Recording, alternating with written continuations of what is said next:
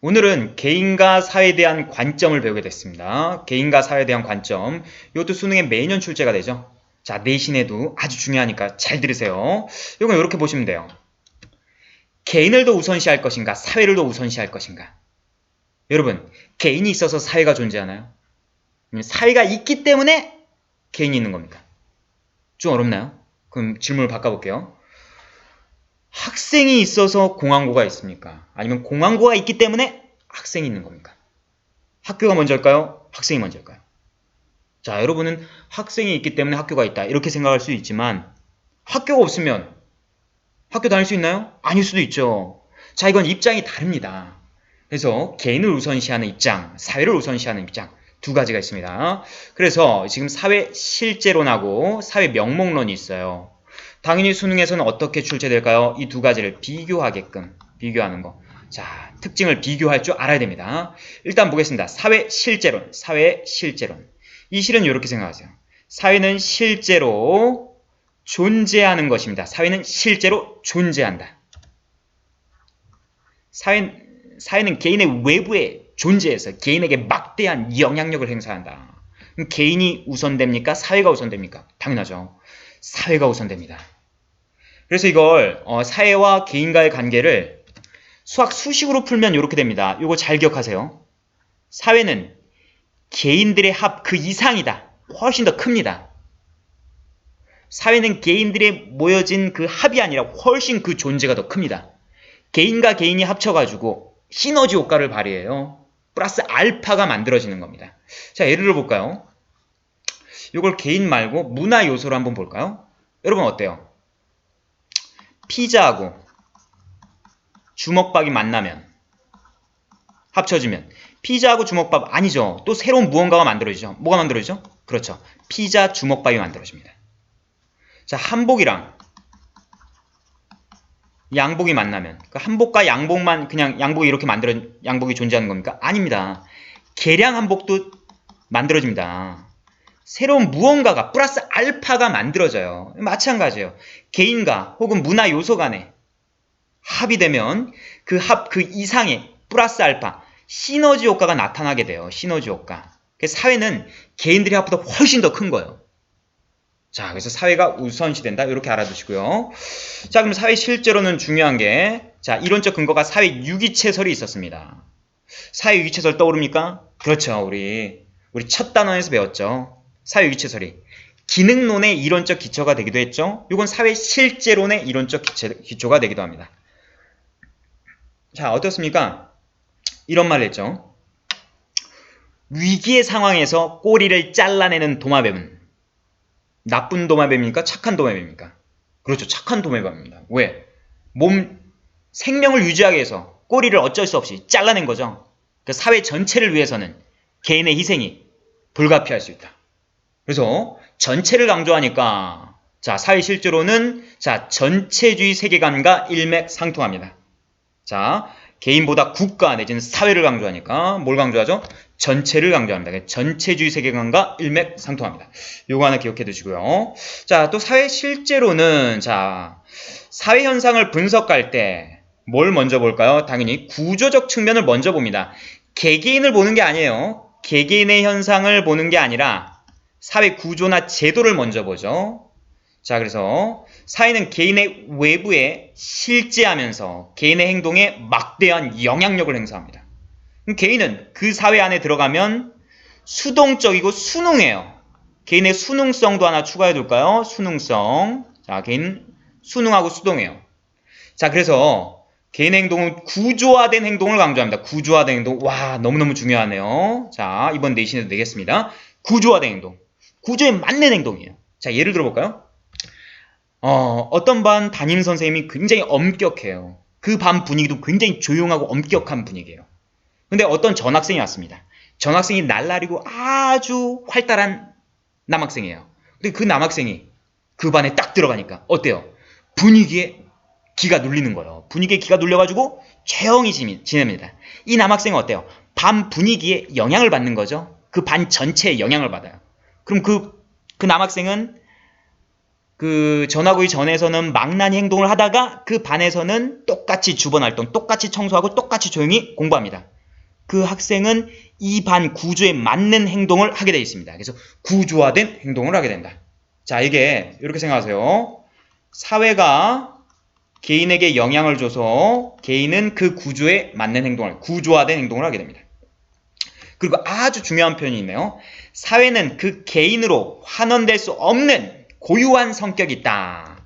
좀 말이 어렵죠? 이게 수능에 출제가 됐습니다. 수능에 사회는 개인으로 환원될 수 없는 그 고유한 무언가의 성격이 있습니다. 왜? 플러스 알파가 나온다 그랬죠? 시너지 효과에 의해서.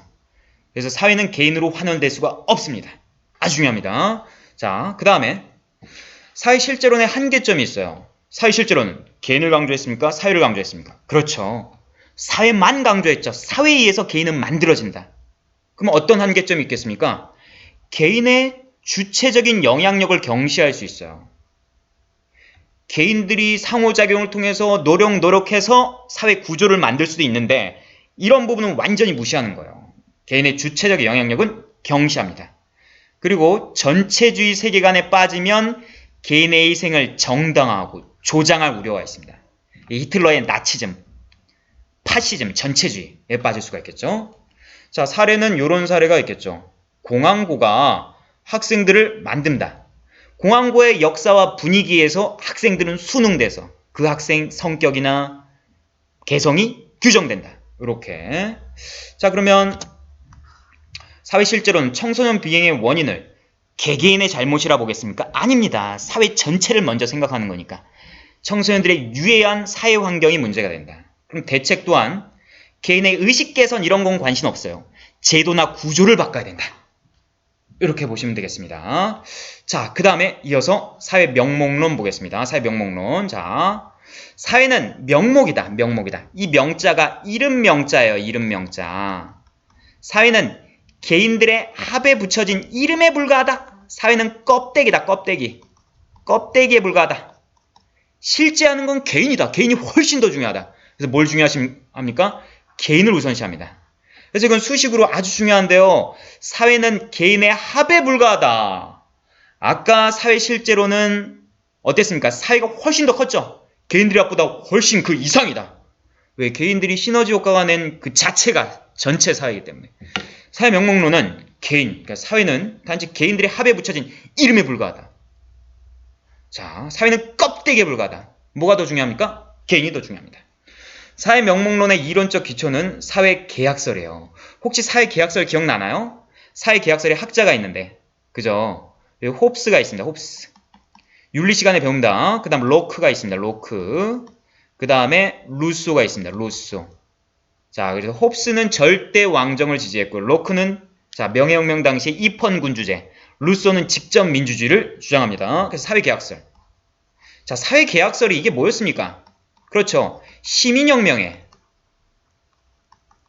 이론적 배경이 됐죠? 절대 왕정을 타도한 시민혁명의 이론적 배경이 됐습니다. 그래서 사회계약설은 요겁니다.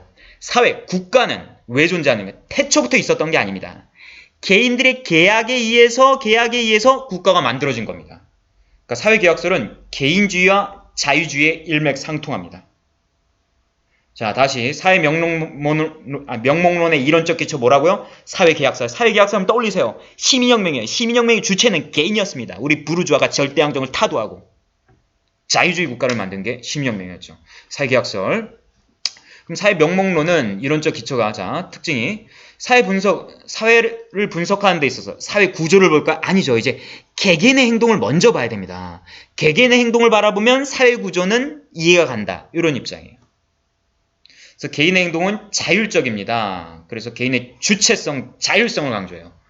그러다 보니까 이제는 비구조화된 행동. 개인은 구조에 맞는 행동을 하는 게 아니에요. 개인은 구조가 잘못됐으면 얼마든지 뭘 일으킬 수 있다? 혁명을 일으킬 수 있다. 구조를 뒤집을 수도 있다.